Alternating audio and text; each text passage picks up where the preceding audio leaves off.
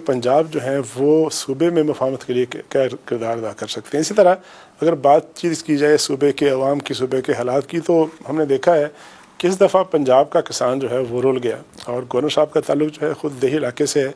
और जैसे बताया कि जब इतला मिली गवर्नरशिप की तो थ्रेशर पे मौजूद थे, अपने गंदम की कटाई करवा रहे थे।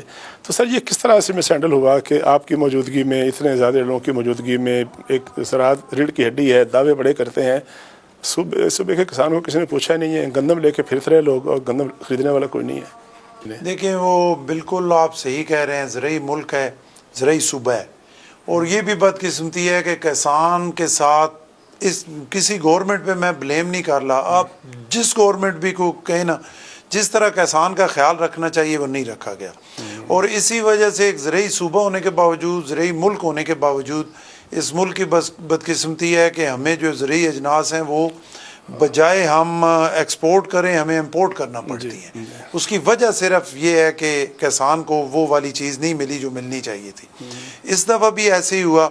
सबसे बड़ी ख़राबी तो ये हुई जो मैंने महसूस की, शायद मैं गलत हूँ उसमें, कि जब आपको एक अंदाज़ा था कि आपकी एक बम्पर क्रॉप जो है वो आ रही है मार्केट में, ज़हरी तौर पे गंदम बहुत अच्छी थी, और उस एंड टाइम पे जो है वो टनों के हिसाब से गंदम इंपोर्ट कर ली गई मार्केट में, इतनी ढेर सारी, और आखिर में 4-5 अफसरों को मुअत्तल कर दिया बस। इतनी, ये कल मैंने खबर पड़ी है कि 4-5 अफसरों को वहाँ पे मुअत्तल किया है।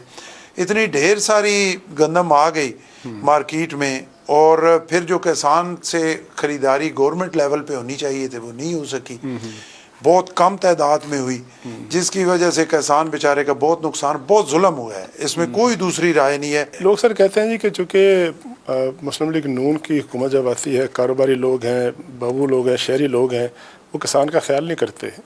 मुस्लिम लीग नून वाले हमेशा किसान का ख्याल मैं समझो किसी सतह पे भी नहीं हुआ जैसे होना चाहिए था। अब इंडिया आपके साथ है, आप 88-90 तक ज़राअत में उनके साथ कंपटीशन में थे, आज देखें वो कहाँ पहुँच गए हैं। लेकिन उनकी सर यील्ड ज़्यादा है ना, उनका झाड़ ज़्यादा है, 80 मन नहीं, झाड़ ज़्यादा हुआ है ना चौधरी साहब, पहले उनका हमारा झाड़ बराबर था, 40 मन ही था, तो उन्होंने सहूलतें दी है ना। हाँ, उनका अगर 80 मन हुआ है तो उन्होंने अपनी जो है उस सेक्टर पे अपनी इन्वेस्टमेंट की है, उन्होंने उस बीज को बेहतर किया है, उसके पूरी तहकीक की है, उनको तहकीक के लिए पैसे दिए हैं।